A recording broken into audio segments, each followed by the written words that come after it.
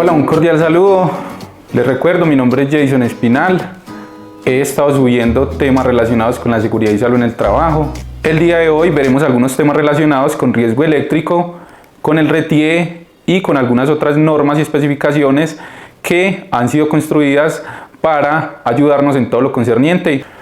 No está de más mencionar que el riesgo eléctrico está catalogado como una de las actividades de más alto riesgo, no solo por la probabilidad, sino también por la consecuencia o la gravedad de sus consecuencias, dentro de las cuales cabe mencionar quemaduras o carbonización de la piel, fibrilación ventricular o, en el peor de los casos, la muerte.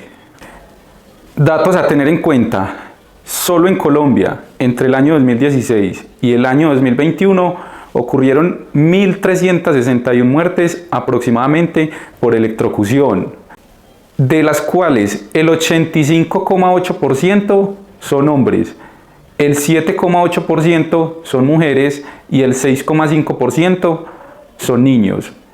No está de más también decir que el departamento con más casos de muertes en Colombia lo encabezó Atlántico, seguido de Antioquia, que lastimosamente está por encima de departamentos como Bolívar, Valle del Cauca y Bogotá. Las ciudades con mayor tasa: está primero Barranquilla y la segunda, adivinen, Medellín. Sí, señores, Medellín. Nosotros los paisas que nos jactamos de ser tan juiciosos, tan ordenados, tan disciplinados, y no, las estadísticas nos dicen otra cosa. Hay algo que nos debe preocupar y que nos debe llamar la atención, y es que cada vez nos vemos más inmersos con todo lo que tiene que ver con electricidad. Si hacemos un alto y miramos a nuestro alrededor, podemos ver que casi todo se encuentra totalmente energizado. Hay que dejar claro que hay una corriente que es corriente alterna y hay otra corriente que es corriente continua. La corriente continua la podemos encontrar en las baterías de los celulares, en las baterías de las cámaras, en la batería del carro, entre otros.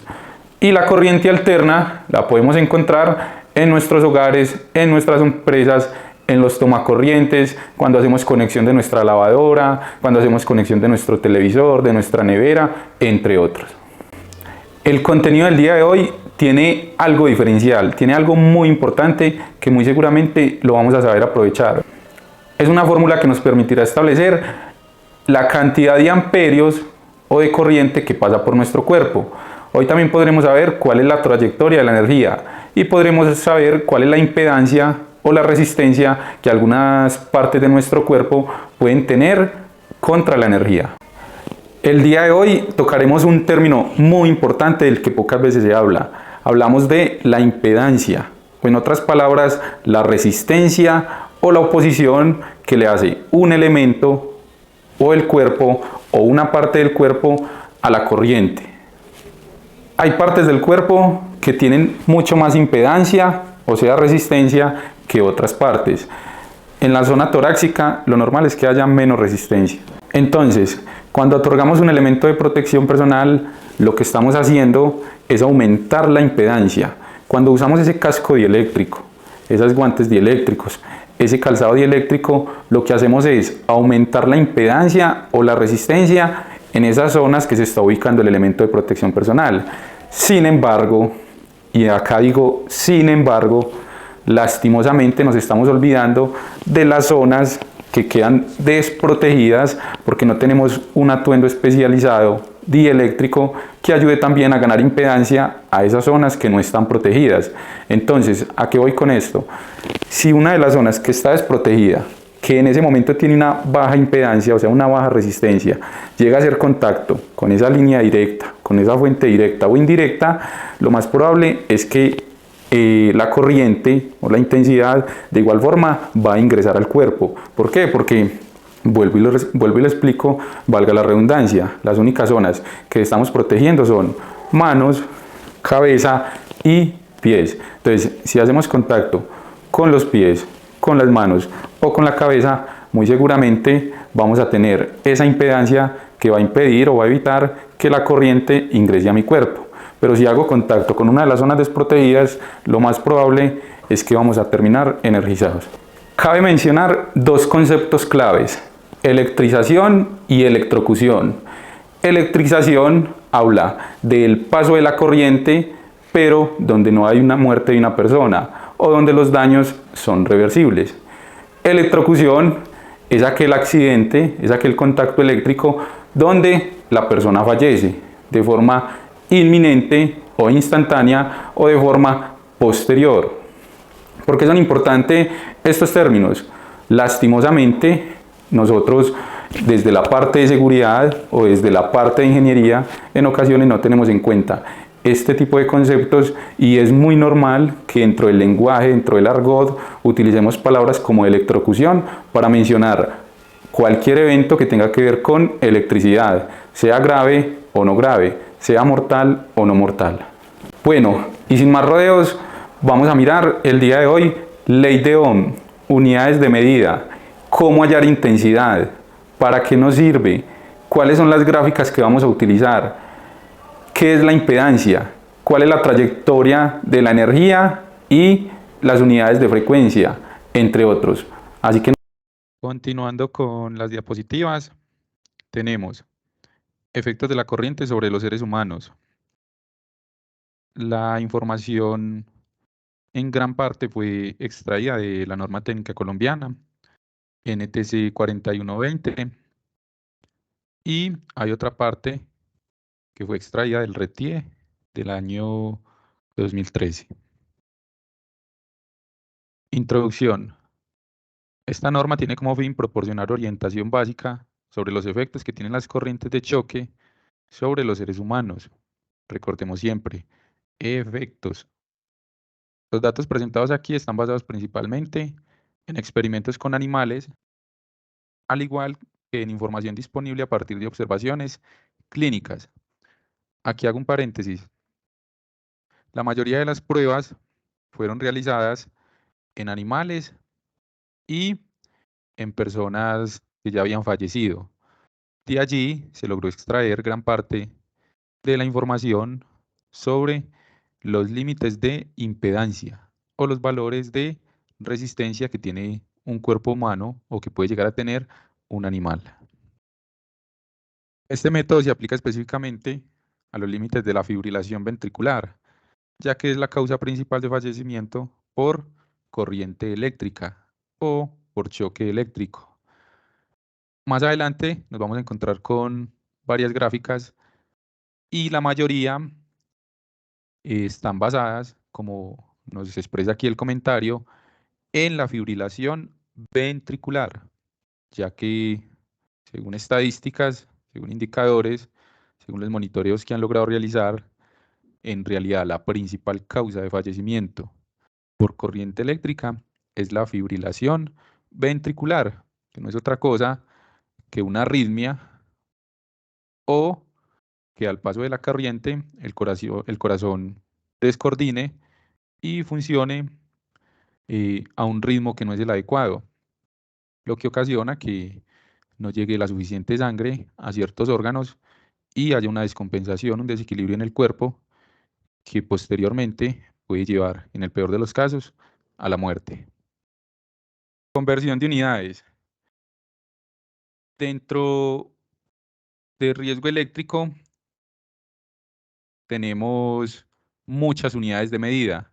Sin embargo, para los temas que vamos a ver el día de hoy, todo lo vamos a ver en amperios y en miliamperios.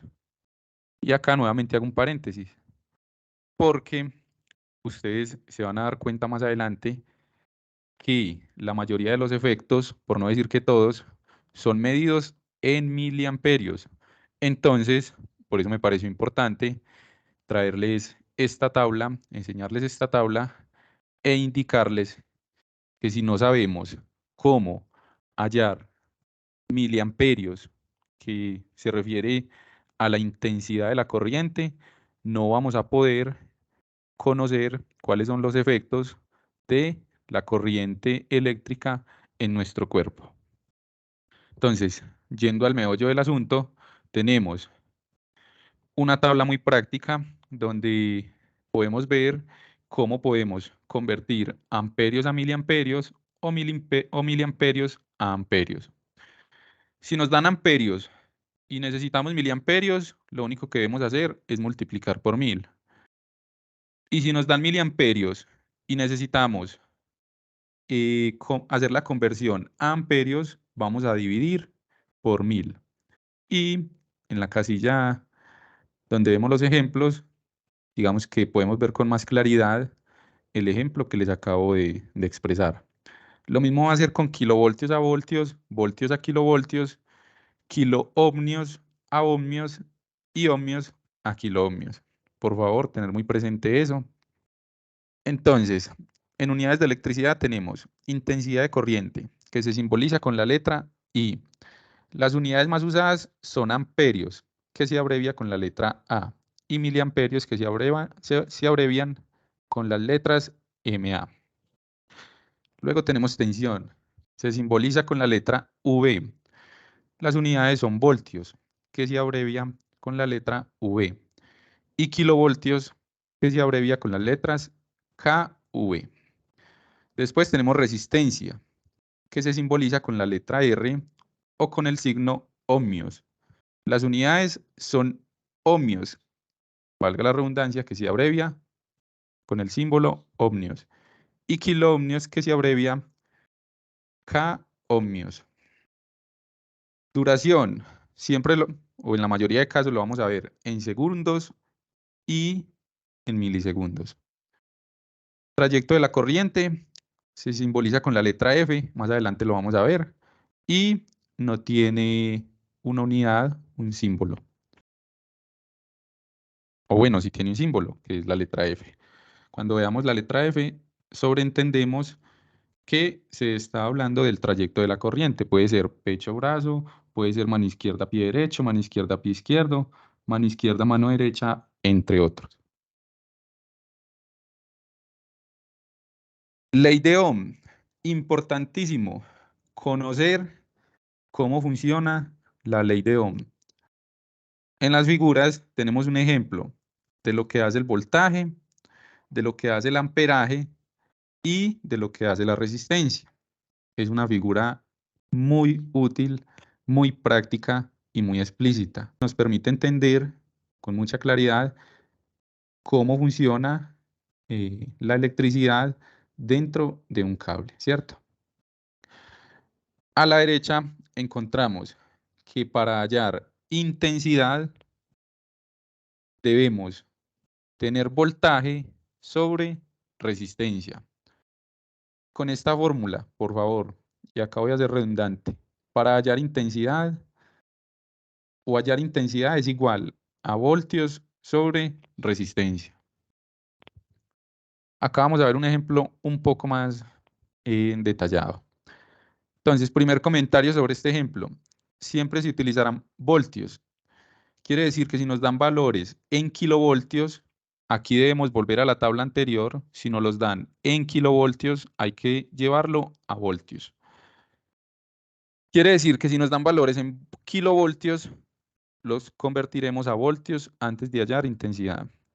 Siempre se utilizarán ohmios. Quiere decir que si nos dan cifras en kiloohmios, los convertiremos a ohmios antes de hallar intensidad.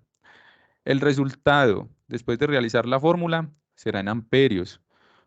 Posteriormente, siempre será convertido a miliamperios. Entonces, aquí nuevamente vemos intensidad, tensión y resistencia. Y vemos un ejemplo que nos dice, donde voltios es 0,12 kilovoltios y donde resistencia es 5 kilovoltios. Recordemos lo que les decía, siempre vamos a trabajar con voltios, ohmios. Entonces, lo que debemos realizar en este caso es multiplicar. Multiplicamos 0,12 por 1000, lo que nos da 120 voltios. ¿Por qué? Porque en kilovoltios, vuelvo y repito, no se puede realizar el proceso. Tenemos 5 kiloohmios, lo debemos convertir a ohmios, lo multiplicamos por 1000, lo que nos da 5000 ohmios. Y luego tomamos 120 sobre 5000, lo que nos da 0,024 amperios. Y recordemos lo que les decía, siempre debemos llevar el resultado a miliamperios.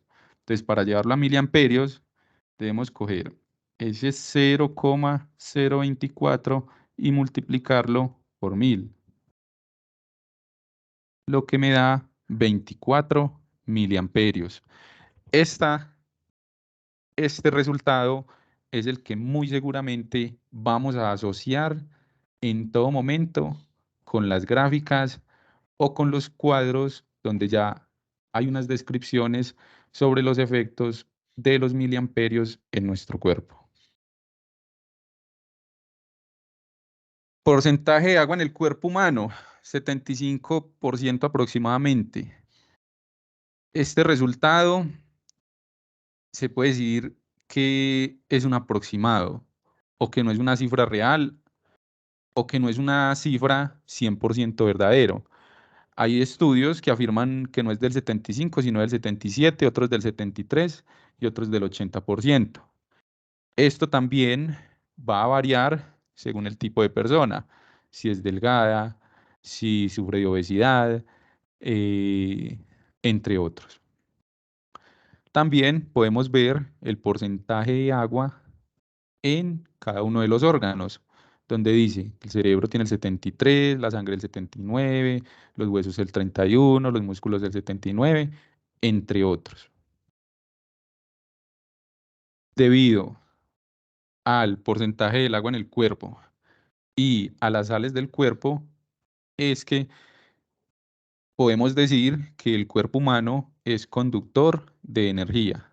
Pero más adelante también vamos a ver que hay unos factores, hay unos lugares del cuerpo que tienen cierta impedancia para resistir el paso de la corriente eléctrica.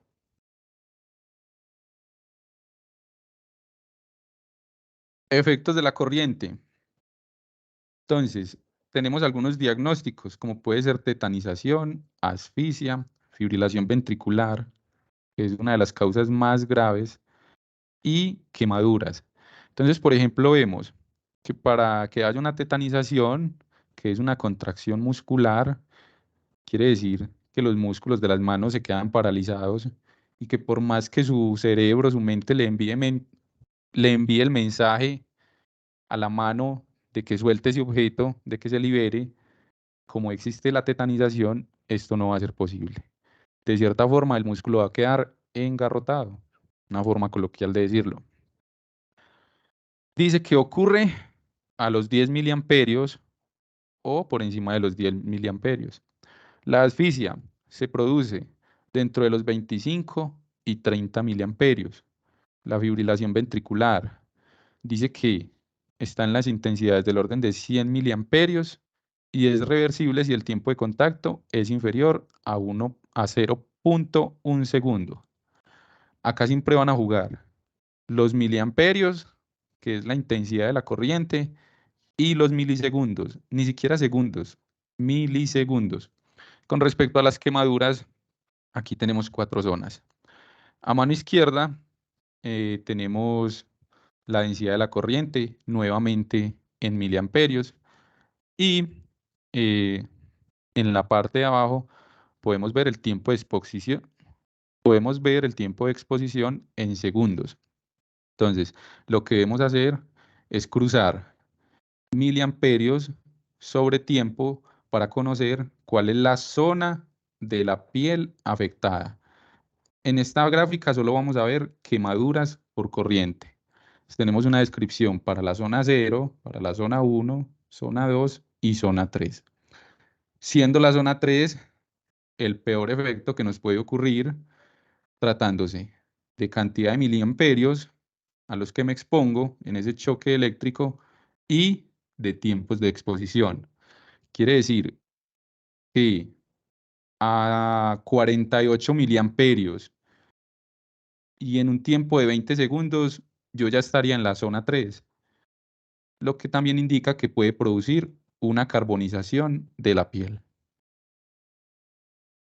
Bueno, a la izquierda contamos con una gráfica de corriente alterna y a la derecha contamos con una gráfica de corriente continua. ¿Por qué situamos estas dos gráficas dentro de la explicación? Entonces tenemos y podemos deducir que la corriente alterna es mucho más peligrosa que la corriente continua. Porque si miramos, por ejemplo, el umbral de percepción de la corriente alterna, solo se requiere de 0,5 miliamperios para empezar a tener el umbral de percepción. Mientras que en la corriente continua se requieren 2 miliamperios, muchos más miliamperios, para empezar a tener el umbral de percepción. En el umbral de no soltar, en la corriente alterna se requieren 10 miliamperios y aproximadamente 2000 milisegundos para tener el umbral de no soltar. Y en la corriente continua se requieren de aproximadamente 30 a 35 miliamperios y 2000 milisegundos para tener el umbral de no soltar.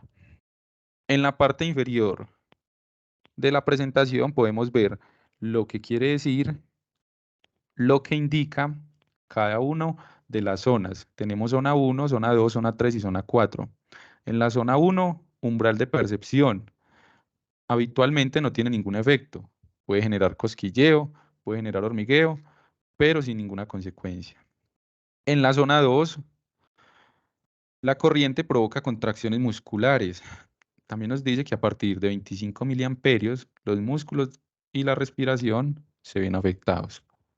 En la zona 3 ya empieza el umbral de no soltar, o lo que hablábamos ahora de tetanización, lo que indica que el paso de la corriente por los músculos causa la tetanización, dificultades en la respiración y alteraciones cardíacas sin llegar a fibrilación. Y también nos dice que los efectos son reversibles. En la zona 4, que es la más peligrosa de todas, donde sobrepasamos los 500 miliamperios, 1000 miliamperios, 2000 miliamperios o 5000 miliamperios, también hay que tener en cuenta los milisegundos a los cuales estemos expuestos a ese amperaje. Dice, riesgo de parada cardíaca por fibrilación ventricular, parada respiratoria, quemaduras de distinto grado y riesgo de muerte. Esta es otra gráfica, recomiendo que la busquen, pertenece a la IEC 60479 y si queremos saber qué indica la columna A, la columna B, la C1, la C2, la C3, la zona 1, la zona 2, la zona 3 o la zona 4, simplemente damos clic al círculo que tiene el signo más y automáticamente nos reflejará un comentario donde nos explicará cuáles son las consecuencias de esa exposición. Aquí tenemos algunas descripciones. En la zona 1 dice que es imperceptible. ¿Para cuál? Para esta gráfica, que está de 0,1 a 0,5 miliamperios. Dice que generalmente no se perciben efectos con corrientes de hasta 0,5 miliamperios, sin importar el tiempo. Recuerden que nosotros siempre tenemos que tener en cuenta miliamperios y tiempo, que ésta circule por el cuerpo humano. Dice, curva A, umbral de percepción, es el valor mínimo de la corriente que provoca una sensación en una persona a través de la que pasa esta corriente. Entre otros comentarios no menos importantes. A medida que va subiendo la curva, va subiendo también el riesgo y la consecuencia. Curva C2, curva C3, aquí ya tenemos umbral de probabilidad del 50% de fibrilación cardíaca. En la zona 4 dice que hay posibilidad de efectos irreversibles. Es muy posible que se produzca fibrilación ventricular a medida que aumenta la intensidad de la corriente o si el tiempo de duración de la misma es mayor que el periodo cardíaco, entre 75 y 80 pulsaciones por minuto, es de 750 a 800 milisegundos. El peligro de paro cardíaco aumenta, las quemaduras provocadas ya son graves. ¿Y cuál es la zona 4? Aquí la podemos ver a la derecha. Zona 4, zona C3 también es muy curva C3 es muy peligrosa, curva C2 es muy peligrosa y así sucesivamente. Aquí también podemos ver algunas medidas de impedancia sobre el cuerpo humano. En este caso, se mide no sobre miliamperios, sino sobre tensión. Entonces, por ejemplo, si la tensión es de 25, en la corriente alterna, que es la que vemos a la izquierda, el 5% de las personas tuvo una impedancia o una resistencia de 1750, el 50% de las personas de 3250 y el 95% de las personas tuvo una impedancia de 6100. Mientras que la impedancia en corriente continua a una tensión de contacto de 25 voltios, el 5 de la persona, el 5% de las personas tuvo una impedancia de 2200, mientras que en la corriente alterna era de 1750, o sea que era más bajita, o sea que íbamos a sufrir más daños. El 50% de las personas tuvo una impedancia de 3875, mientras que en la corriente alterna fue de 3250 y el 95% de las personas tuvo una impedancia de 8800 ohmios, mientras que en la corriente alterna fue de 6100 ohmios. Quiere decir que la corriente alterna hace que nuestra impedancia sea mucho menor y a la vez que los daños sean mucho mayores. A partir de 220 voltios, las tablas se emparejan tanto en corriente alterna como en corriente continua.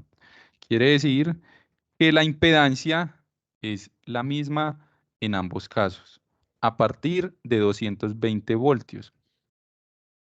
Acá hay unos comentarios muy chéveres, muy interesantes que nos pueden servir. Dice lo siguiente: a mayor tensión, menor impedancia, lo que a su vez aumenta la intensidad. Entre más intensidad o corriente pase por nuestro cuerpo, mayores serán los daños. Si el cuerpo se encuentra a la misma tensión, la intensidad no lo recorrerá, o sea que no va a haber ningún daño. La tensión por sí sola no causa daño. La diferencia de potencial, sí. Y también nos dice que a mayor tensión, los efectos térmicos y las quemaduras también son mayores por efecto Joule. El efecto Joule, interesante que lo busquen, que lo estudien, eh, allí por medio de una fórmula que es relativamente fácil, podemos también entender cuál es la temperatura o el calor que puede generar el paso de la corriente según los amperios y el voltaje que accede a nuestro cuerpo.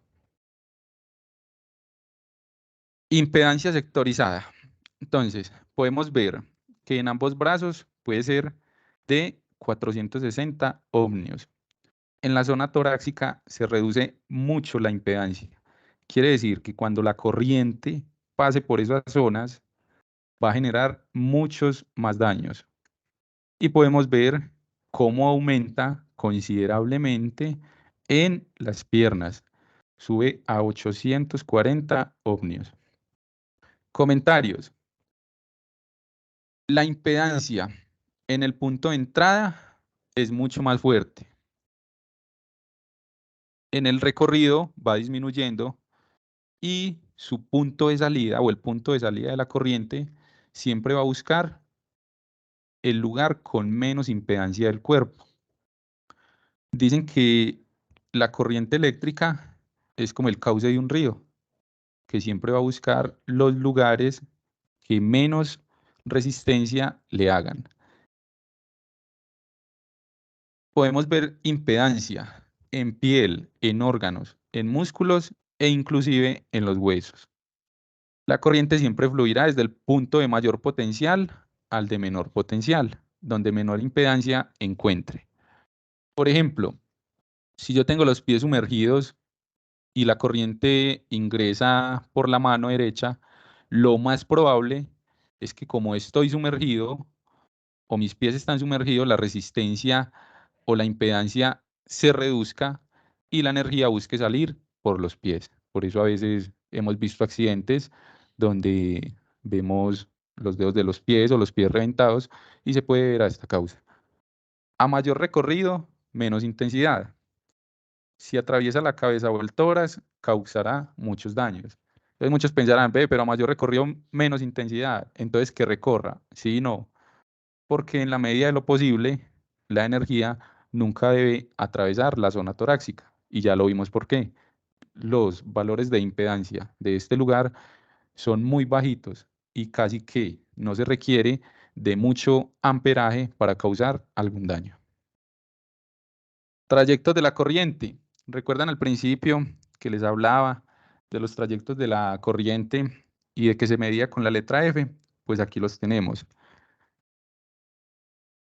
Si la corriente va de pecho a la mano izquierda, el valor es de 1,5. De pecho a la mano derecha, el valor es de 1,3. De mano izquierda a pie izquierdo o a pie derecho o a los dos pies es de 1. Y así sucesivamente. Estos valores son importantes porque son los que me van a ayudar a determinar los miliamperios que ingresan a nuestro cuerpo y cuáles son los posibles daños que puedan generar. Resistencia. Recordemos que se mide en ohmios, no solo en circuitos eléctricos, también en el cuerpo humano. Entonces aquí ya tenemos unos resultados derivados de muchas investigaciones donde nos dice que si tenemos la piel seca, nuestra resistencia va a ser de 1500 ohmios, piel húmeda 1000 ohmios, piel mojada 650 ohmios, piel sumergida 325 ohmios. Con respecto a la superficie de contacto, acá hay un comentario súper interesante y que todo prevencionista debería mencionar en una inducción de riesgo eléctrico. Dicen los expertos que a menor superficie de contacto, mayor impedancia. No es lo mismo tocar con el dedo que agarrar con la mano.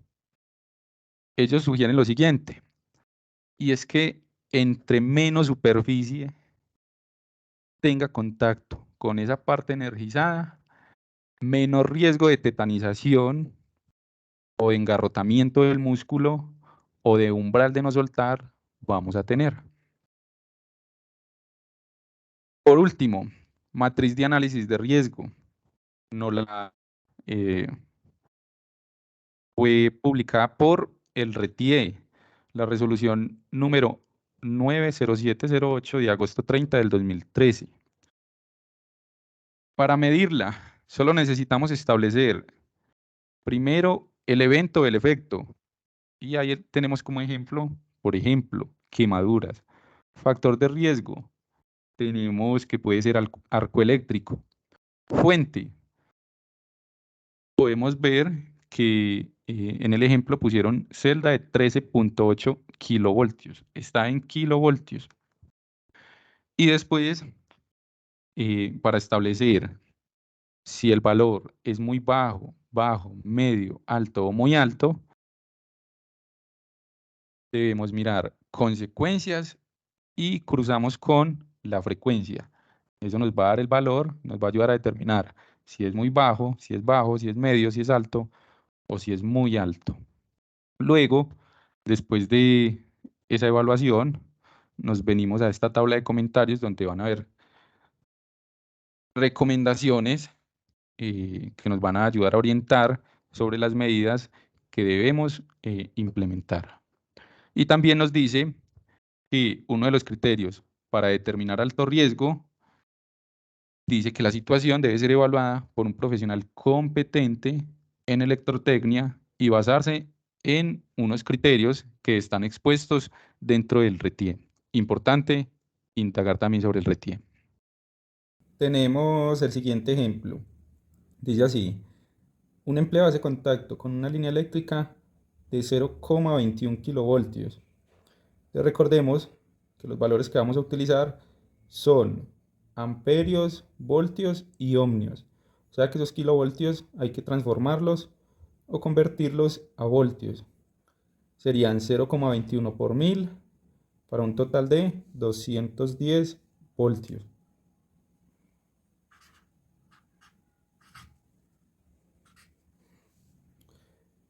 Continúa, tenía la piel húmeda. Quiere decir que la resistencia de esa persona era de 1000 ohmios, según la tabla que estuvimos mirando, la tabla de impedancia.